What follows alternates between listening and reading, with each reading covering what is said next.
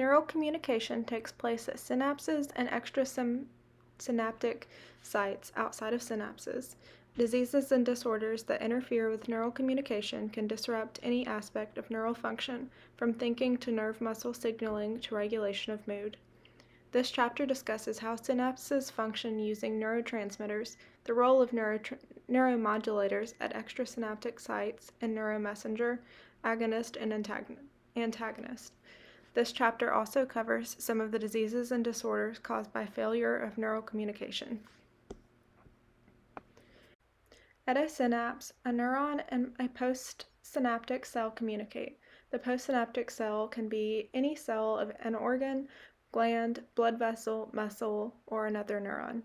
A synapse comprises of a presynaptic terminal, a postsynaptic terminal, and the synaptic cleft. The presynaptic terminal, located at the end of the axon, is a projection specialized for the release of chemicals. The membrane region of the receiving cell is the postsynaptic terminal. The space between the two terminals is called the synaptic cleft. The presynaptic terminal contains vesicles of chemicals called neurotransmitters. Neurotransmitters convey information across the synaptic cleft. The postsynaptic membrane contains receptors, with specialized molecules designed to bind to specific neurotransmitters. The following steps summarize synaptic communication. This sequence is shown in Figure 6.2. Number 1. An action potential arrives at the presynaptic terminal. Number 2. The membrane of the presynaptic terminal depolarizes, opening voltage-gated calcium channels. Number 3. Influx of calcium into the neuron terminal, combined with the liberation of calcium from intercellular storage, triggers the movement of synaptic vesicles, which contain neurotransmitters toward the release site in the presynaptic membrane. Number 4. Synaptic vesicles fuse to the membrane, releasing neurotransmitter into the synaptic cleft. Number 5. Neurotransmitter diffuses across the synaptic cleft. Number 6. Neurotransmitter that contacts an appropriate receptor on the postsynaptic membrane binds to that receptor. Number 7. The receptor changes shape. The changed configuration of the receptor either opens the ion channel associated with the membrane receptor or activates intercellular messengers associated with the membrane receptor. Synaptic communication between neurons can occur on the cell body, the dendrites, or the axon of the postsynaptic neuron. A single neuron can have multiple synaptic inputs in each region. The total number of action potentials reaching the terminal directly influences the amount of neurotransmitter released.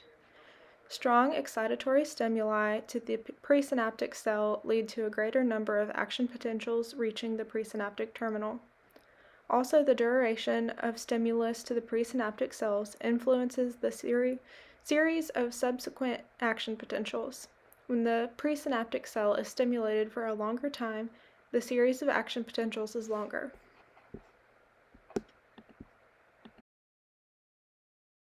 Electrical potentials at synapses. Some of the neurotransmitters released into the synaptic cleft bind with the receptors on the postsynaptic membrane. The chemical stimulation of these receptors can result in the opening membrane ion channels. Ion channels that open when a neurotransmitter binds are called ligand-gated, because ligand is a substance that binds with a receptor. If the synapse is neuromuscular, axosomatic, or axodendritic, the influx of ions in the postsynaptic membrane generates a local postsynaptic potential. Axoaxonic activity produces presynaptic effects, which will be discussed later in the section, presynaptic facilitation and inhibition. Postsynaptic potentials. Postsynaptic potentials are local changes in ion concentration across the postsynaptic membrane. When a neurotransmitter binds to a receptor, that opens ion channels on the postsynaptic membrane. The effect may be local depolarization or hyperpolarization. A local depolarization is an excitatory postsynaptic potential. A local hyperpolarization is an inhibitory postsynaptic potential. An increase in strength or duration of an excitatory stimulus to the presynaptic cell results in the release of greater quantities of neurotransmitter. Excitatory postsynaptic potential. An excitatory postsynaptic potential occurs when neurotransmitters bind to the postsynaptic membrane receptors that open ion channels, allowing a local instantaneous flow of sodium or calcium into the neuron. The flux of positively charged ions into the cell causes the postsynaptic cell membrane to become depolarized, creating an EPSP. Summation of EPSPs can lead to generation of an action potential. EPSPs are common throughout the central and peripheral nervous systems. For example, at the synapse between a neuron and muscle cell, neuromuscular junction, the neuron releases a neurotransmitter called acetylcholine. Binding to acetylcholine is excitatory, opening ligand-gated channels that allow sodium influx into the muscle cell, initiating a series of events leading to mechanical contraction of the muscle cell. Every action potential in a motor neuron elicits a EPSP that results in contraction of a muscle cell because normally motor neurons release sufficient amounts of acetylcholine to bind to and activate the many cell receptors on the muscle cell membrane. Inhibitory postsynaptic potential. An IPSP is a local hyperpolarization of the postsynaptic membrane, which decreases the possibility of an action potential. In contrast to the EPSP, an IPSP involves a local flow of Cl and potassium in response to a neurotransmitter binding to postsynaptic membrane receptors. The postsynaptic ion channels open, allowing chloride into the cell or potassium out of the cell. This causes the local postsynaptic cell membrane to become hyperpolarized. Hyperpolarization can inhibit the generation of an action potential in the postsynaptic cell. If the EPSPs coincide with the IPSPs, summation determines whether an action potential will be generated. In the preponderance of input to a neuron is inhibitory, an action potential is not generated because in the postsynaptic neuron. Only if sufficient depolarization occurs to reach the threshold is an action potential generated in the postsynaptic cell. In neurons, some organs, and the adrenal glands, changes in postsynaptic membrane potential can either be excitatory or inhibitory. In most organs and glands, the changes in postsynaptic membrane potential are excitatory. In skeletal muscles, changes in the postsynaptic membrane potential are always excitatory. Presynaptic facilitation and inhibition. Activity at a synapse can be influenced by presynaptic facilitation, which allows more neurotransmitter to be released, or presynaptic inhibition, which allows less. For example, presynaptic facilitation intensifies signals that are interpreted as pain. Presynaptic inhibition diminishes the same signals. Clinically, this phenomenon can be seen when a patient concentrates on a painful shoulder. Mentally focusing on the pain can increase the level of activation of brain areas associated with the pain experience. Distraction can lessen the brain activity. Presynaptic effects occur when the amount of a neurotransmitter released by a neuron is influenced by previous activity in an axonic synapse. Neurotransmitter released from the axon terminal of one neuron binding with receptors on the axon terminal of a second neuron alters the membrane potential on the second terminal. For example, activity at axoaxonic synapses between axons descending from the brain and axons of somatosensory neurons can facilitate or inhibit signals interpreted as painful. This presynaptic effect intensifies or relieves the perception of pain. Presynaptic facilitation occurs when a presynaptic axon releases neurotransmitter that slightly depolarizes the axon terminal of a second neuron. This causes a small calcium influx into the postsynaptic terminal on the second neuron. Because of this small calcium influx, when an action potential arrives at the second neuron presynaptic terminal, the duration of the action potential increases. The prolonged action potential allows more calcium than normal to enter the postsynaptic terminal of the second neuron. The increased calcium concentration causes more vesicles of neurotransmitter than usual to move to the cell membrane and release transmitter into the synapse to bind to receptors on the postsynaptic cell.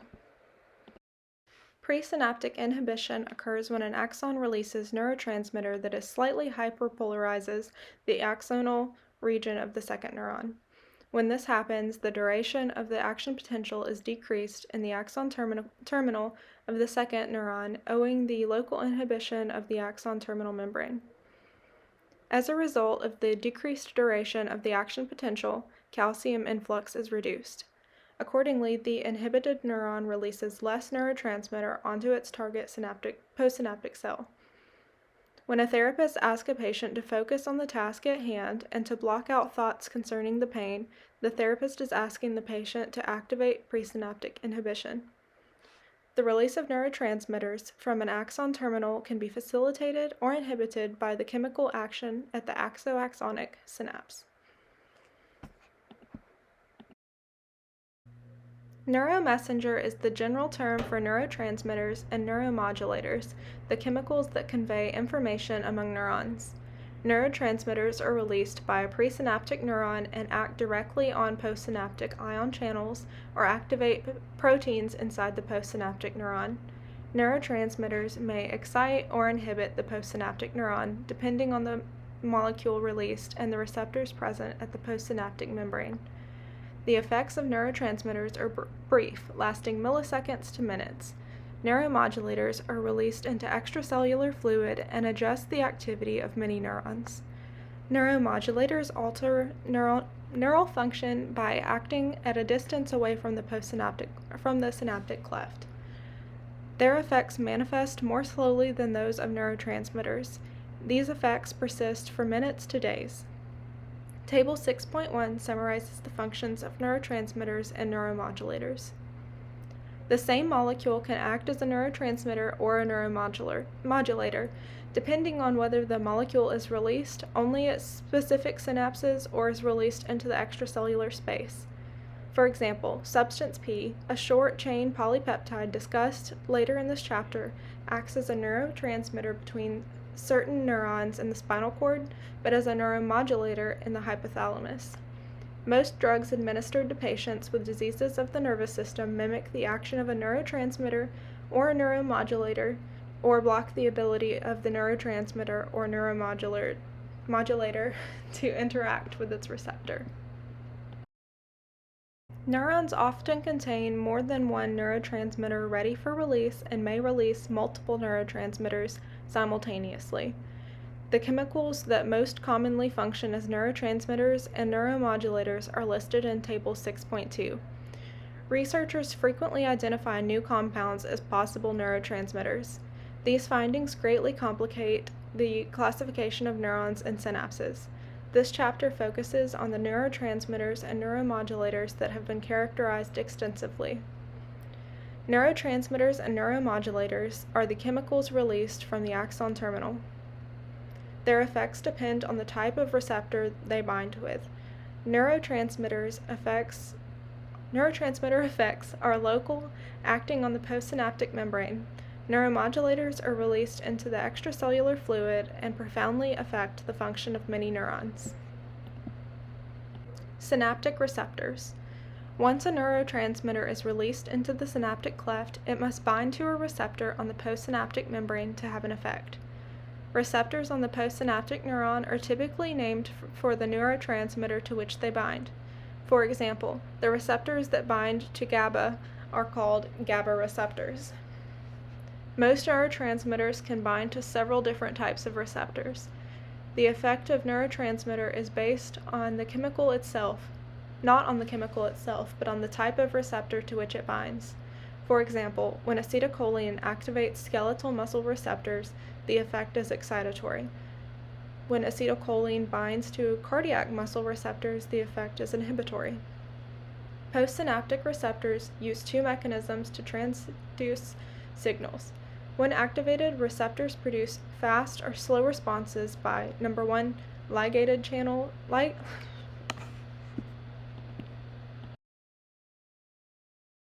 ligand-gated ion channels for fast responses, or number 2, G-protein activation of ion channels for slow responses.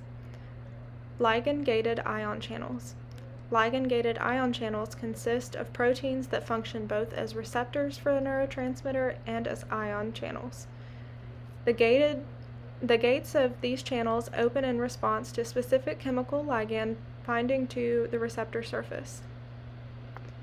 In the resting state, ligand-gated channels are closed, blocking the flow of ions through the channels. When a specific neurotransmitter binds to the receptor, the gate opens, and specific ions diffuse down their electrochemical gradient across the membrane of the neuron.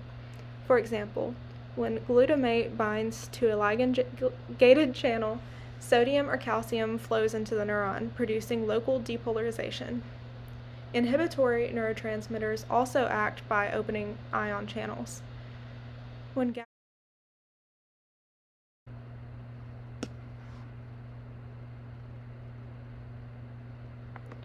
GABA binds to certain receptors, channels selective for chloride open.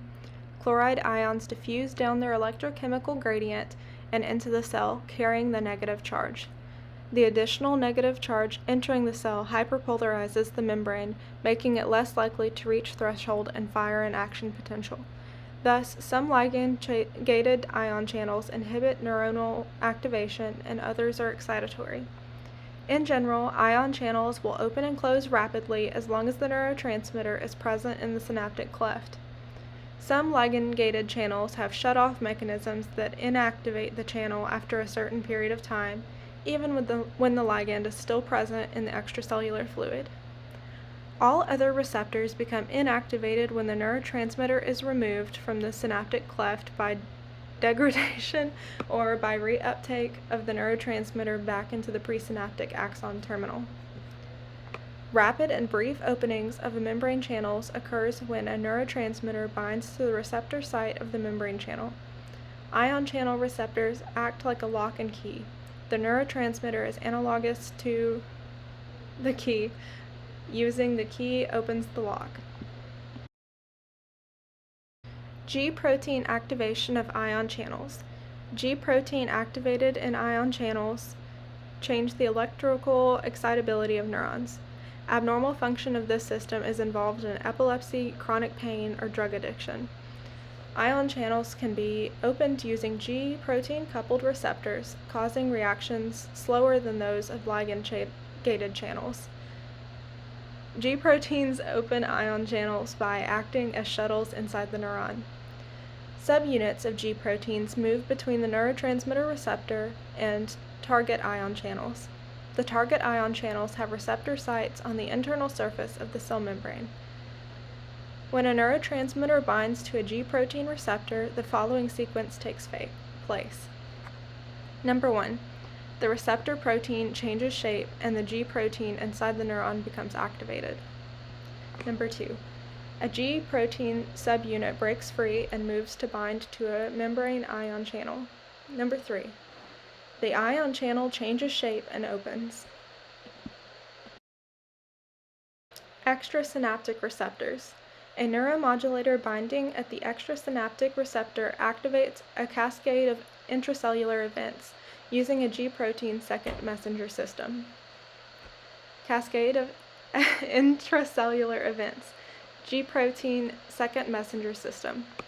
The G-protein second messenger system is responsible for some of the most profound and long-lasting changes in the nervous system. In the entire human genome, genes for G-protein receptors are the most abundant. Via their second messenger pathways, G-proteins affect long-acting systems that regulate mood, pain perception, movement, motivation, and cognition. Abnormal function of this system is implicated in mental illnesses, mood disorders, Alzheimer's, Parkinson's, and multiple sclerosis. Their neuromodulator is the first messenger, and the second messenger is a chemical compound produced inside the cell, and G-proteins activate intracellular messengers, initiating a cascade of intracellular events. activation of genes causing the cell to manufacture different neurotransmitters and other specific cellular products, opening of membrane ion channels, release of internal stores of calcium to regulate metabolism and other cellular processes. Thus, a second messenger system offers the ability to dramatically amplify the signal and radically alter the activity of a neuron. The difference in effects between activating ligand-gated channels and G-protein-mediated receptors is illustrated in Figure 6.12. The action of second messenger systems is similar to the ignition system in a car. Using the key, the neuromodulator, starts the motor.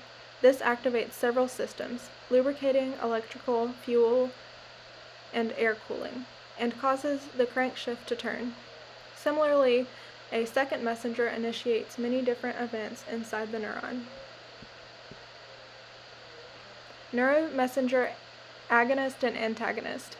Drugs that affect the nervous system usually bind with receptors or prevent the release of neurotransmitters or neuromodulators. If a drug binds to the receptor and mimics the effects of a naturally occurring neuromessenger, the drug is called an agonist. If, on the other hand, a drug prevents the release of neuromessengers or binds to the receptor and impedes the effects of a naturally occurring messenger, the drug is called an antagonist. Because nicotine binds to certain acetylcholine receptors and elicits the same effects as are elicited by the neurotransmitter, nicotine is an acetylcholine agonist. Botulinum toxin is a neurotransmitter antagonist used to improve the functional abilities of people with movement abnormalities caused by central nervous system disorders. Botulinum toxin is naturally produced by a family of bacteria and when ingested causes widespread paralysis by inhibiting the release of acetylcholine at the neuromuscular junction. When small doses of botulinum toxin are therapeutically injected directly into the overactive muscle, the local effect is muscle paralysis. This paralysis lasts for up to 12 weeks and can result in improved range of motion, resting limb position, and functional movement of people with cerebral palsy, spinal cord injury, and stroke. Botulinum toxin is also used to treat headache, arthritis, gastrointestinal disorders, and chronic pain disorders. Specific neurotransmitters and neuromodulators. Acetylcholine. Acetylcholine is the major conveyor of information in the peripheral nervous system.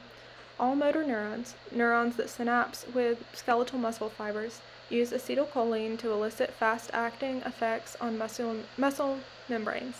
Myasthenia gravis, the autoimmune disease described by David Hughes at the beginning of this chapter, destroys acetylcholine receptors on skeletal muscle, leading to muscle weakness or paralysis. Acetylcholine also has slow-acting effects in the peripheral nervous system that regulate heart rate and other autonomic functions. In the brain, acetylcholine is produced by neurons in the basal forebrain and in the midbrain. In the central nervous system, slow action and neuromodulators by acetylcholine are involved in the control of movement and selection of objects of attention. Receptors that bind to acetylcholine fall into two categories, nicotinic and muscarinic. These receptors are distinguished by their ability to bind certain drugs. Nicotine, derived from tobacco, selectively activates the nicotinic receptors. Muscarine, a poison derived from mushrooms, activates only muscarinic receptors. The nicotinic receptors open ion channels. These fast-acting receptors produce local depolarization. Nicotinic receptors are found in neuromuscular junction, in the autonomic ganglia, and in some areas of the central nervous system. The nicotinic receptors of the brain have been implicated in a number of functions, including neuronal development, memory, and learning. Loss of nicotinic receptor expressing neurons in the brain is a hallmark of Alzheimer's disease. 3 currently licensed drugs to treat Alzheimer's disease act by increasing the concentration of acetylcholine in the brain. Nicotine addiction is discussed in Chapter 28.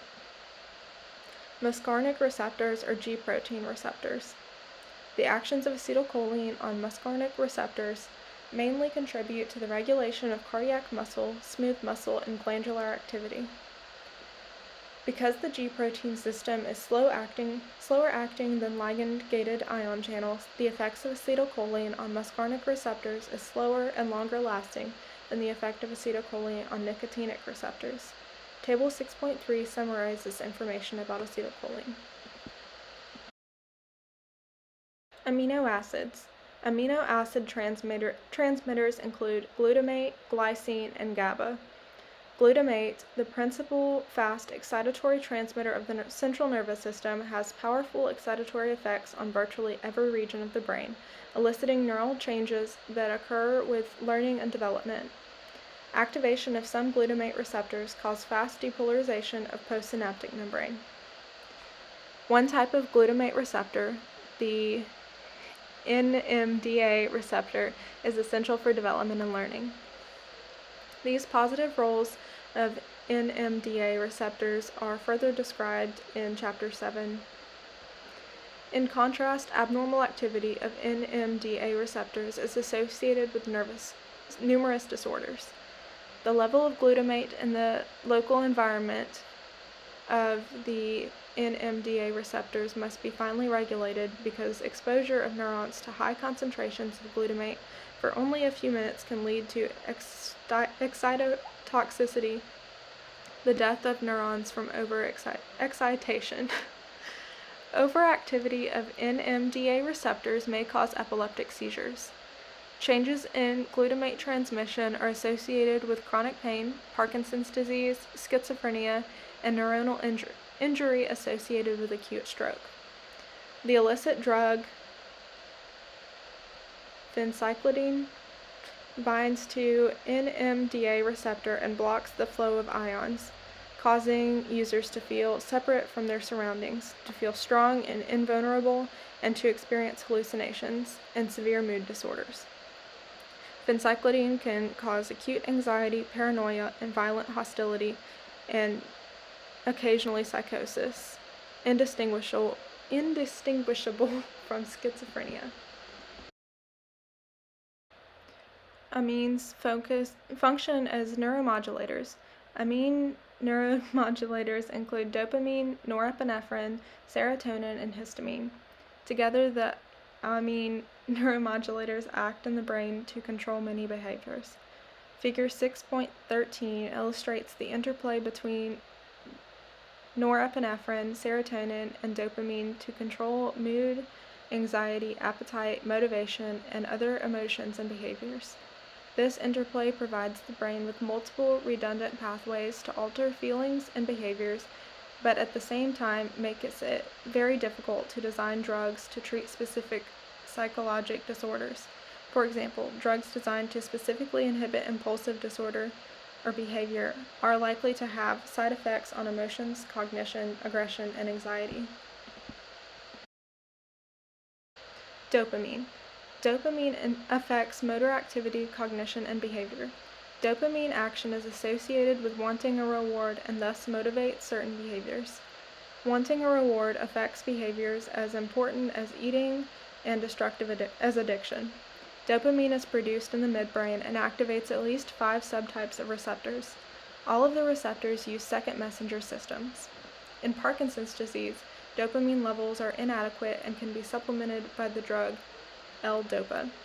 L-DOPA is a precursor to dopamine that crosses the blood-brain barrier and is converted into dopamine in the brain.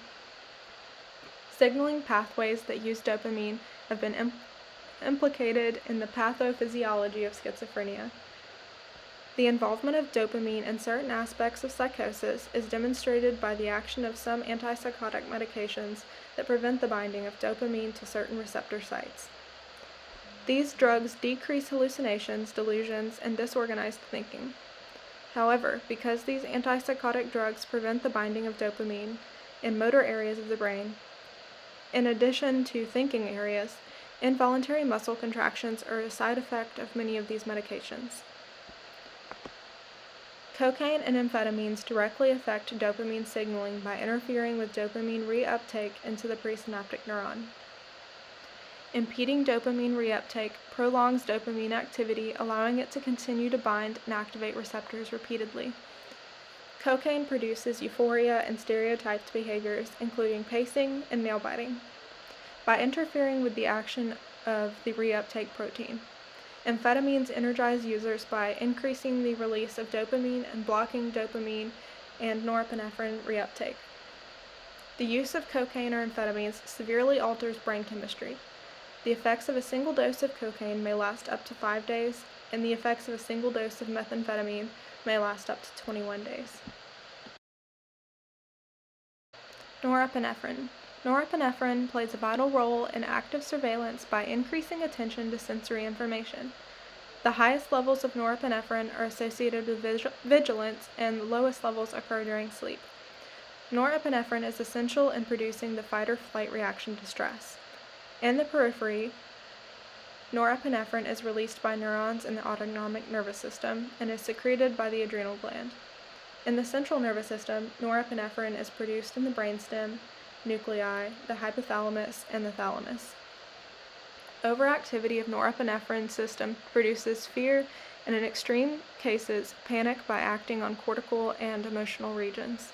Excessive levels of norepinephrine can produce panic disorder, the abrupt onset of intense terror, a sense of loss of personal identity, and the perception that familiar things are strange or unreal, combined with the signs of increased sympathetic nervous system activity.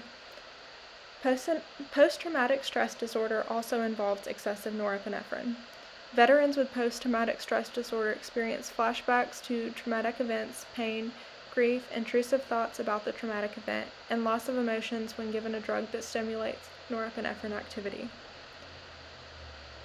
Control subjects not diagnosed with post-traumatic stress disorder report few effects of the same drug. Norepinephrine receptors are G-protein-mediated receptors with two major subtypes, alpha and beta. In the brain, activation of norepinephrine receptors can produce excitatory or inhibitory responses. In the heart, activation of beta receptors increases the rate and force of heart contraction.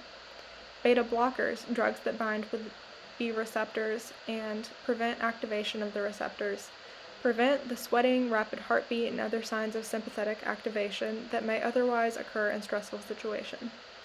Musicians and actors often take the beta blocker propanol before a performance. Serotonin. Serotonin affects sleep, general arousal level, cognition, perception, motor activity, and mood. The highest levels of serotonin occur with alertness, and low levels are associated with rapid eye movement sleep. Low levels of serotonin are also associated with depression and suicidal behavior. However, recent data indicates that depression cannot solely be attributed to low serotonin levels, and that other neuromodulator molecules probably play a more important role. The antidepressant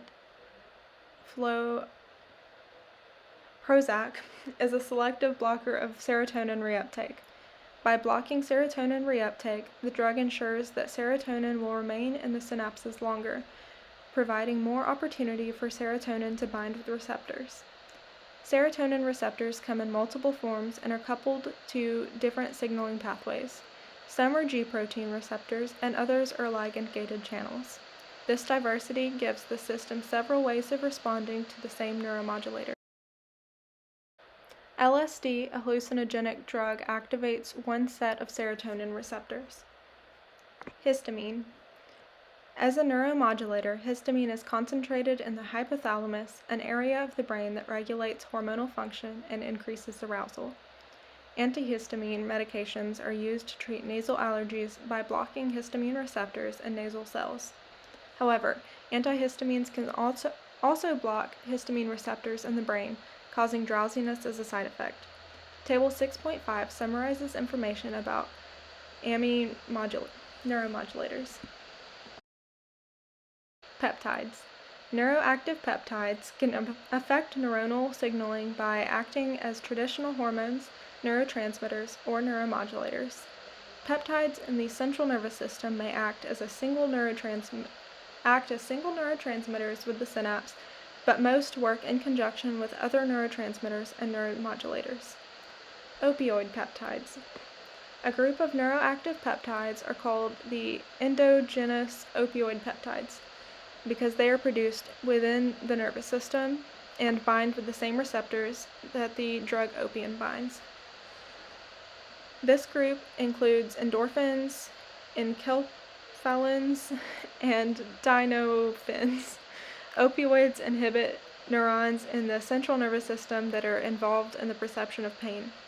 Opioid receptors are predominantly found in the spinal cord, hypothalamus, and specific brainstem gray matter areas. Substance P. One of the most common neuropeptides is substance P. When tissue is injured, substance P stimulates nerve endings at the site of injury. Then, within the central nervous system, it acts as a neurotransmitter, carrying information from the spinal cord to the brain. Substance P is a neuromodulator that is pathophysiology of the pain syndromes that involve perception of normally innocuous stimuli as painful. In the hypothalamus and cerebral cortex, substance P acts as a neuromodulator, usually producing long-duration excitation of postsynaptic cells. In addition, it modulates the immune system and neuronal activity in times of high stress. Calcitonin gene-related peptide. Calcitonin gene-related peptide frequently acts as a neuromodulator. Neuromodulator effects of calcitonin gene-related peptide are involved in long-term neural changes in response to painful stimuli, especially in migraine headache. Table 6.6 summarizes information about peptide neuromessengers. Nitric oxide. Nitric oxide regulates the vascular system in the periphery and also active in the brain. Nitric oxide does not require a receptor on the outer cell membrane to bind for activation. Rather, it diffuses through the cell membrane and acts on messenger systems within the postsynaptic cell. Nitric oxide is involved in persistent changes in the postsynaptic response to repeated stimuli and in cell death of neurons. These processes are called long-term potentiation and excitotoxicity, respectively, are explained in Chapter 7. As part of LTP, nitric oxide plays a role in seizure development associated with abnormal mitochondrial function. Receptor regulation. Cells regulate receptor activity in several ways, including limiting the number of receptors that are available for activation on the cell surface. In response to frequent stimulation by a ligand, the cell will decrease receptor activity by receptor internalization or receptor inactivation. Overstimulation of postsynaptic receptors can cause a decrease in the number of receptors on the surface. Activated receptors are internalized when the part of the postsynaptic membrane folds into the cell, creating a receptor-containing vesicle that buds off into the cytoplasm. These used receptors may be recycled back to the membrane, ready for subsequent activation, or they may be degraded by the cell and replaced with newly formed receptor molecules. Inactivation leaves the total number of receptors at the membrane constant but switches some off so that the number of functional receptors decreases. An example of this mechanism is the beta-adrenic receptor, which binds to norepinephrine. Following receptor activation, an intracellular kinase phosphorylates the receptor. Phosphorylation blocks the ability of subsequent norepinephrine molecules to activate the receptor. Only when the receptor has been dephosphorylated can it be activated by a ligand. Neurons can increase the number of active receptors on the surface in response to low level of a neurotransmitter or infrequent receptor activation. This increases the likelihood that the ligand will be bound to a functional receptor. Disorders of synaptic function. Diseases that affect the neuromuscular junction and ion channels in the central nervous system interfere with synaptic function. Diseases affecting the neuromuscular junction. Signaling between efferent nerve terminals and muscle cells can be disrupted by disease. For example, in Lambert-Eaton syndrome, antibodies destroy voltage-gated calcium channels in the presynaptic terminal. Blockage of calcium influx into the terminal causes decreased release of neurotransmitter and decreased excitation of the muscle, leading to muscle weakness. Lambert-Eaton syndrome typically occurs in people with small cell cancers of the lung. Another disease that affects synaptic transmission at the neuromuscular junction is myasthenia gravis. In this autoimmune disease, antibodies attack and destroy nicotinic receptors on the muscle cells. Normal amounts of acetylcholine are released into the cleft, but few receptors are available for binding. In myasthenia gravis, repetitive use of the muscle leads to increased weakness. Muscles that contract frequently, eye movement or eyelid muscles, for instance, become weak, causing ptosis and misalignment of the eyes. Other commonly affected muscles control facial expression, swallowing, proximal limb movements, and respiration. Proximal limb weakness typically causes reaching overhead, climbing stairs, and rising from a chair. Onset in women typically occurs between the ages of 20 and 30 years old, and in men most commonly occurs between the ages of 60 and 70. To test for myasthenia gravis, the drug Tensilon is used. Tensilon inhibits the enzyme that breaks down acetylcholine, thus leaving more acetylcholine in the synaptic cleft to bind repeatedly within muscle receptors. This rapidly improves muscle strength by increasing muscle response to nerve impulses. The muscle strength increase occurs within a minute of administration of the drug and lasts only a few minutes. Drugs that inhibit the breakdown of acetylcholine usually improve function because they increase the amount of time acetylcholine is available to bind with remaining receptors.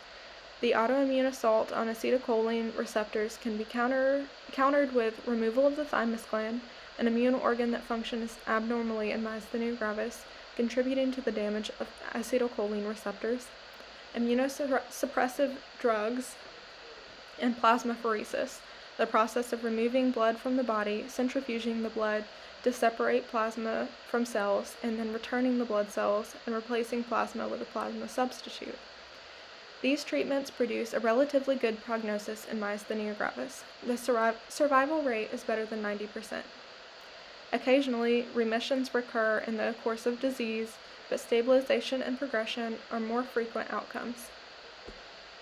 Diseases that affect the neuromuscular junction generally impede the transmission of a signal by decreasing release of a neurotransmitter at the synapse, preventing the transmitter from activating the postsynaptic membrane receptor. Channelopathy. Channelopathy is a disease that involves dysfunction of ion channels. For example, genetic mutations in both voltage-gated and ligand-gated channels are implicated in several inherited neurologic disorders, especially in diseases that disrupt skeletal muscle coordination. Channelopathies cause some cases of epilepsy and migraine. Channelopathies affecting skeletal muscles cause paralysis or slow relaxation of muscle contraction. Summary. Scientific understanding of synaptic transmission has changed dramatically over the past 15 years. Researchers have discovered that multiple neurotransmitters may be released simultaneously from a single presynaptic terminal, have found new categories of molecules that act as synaptic neurotransmitters, and have begun to comprehend the role of neurotransmitters. Because most drugs that act on the central nervous system act at the synapse or extrasynaptic sites, both past and future research efforts in the field are critical for understanding health and disease.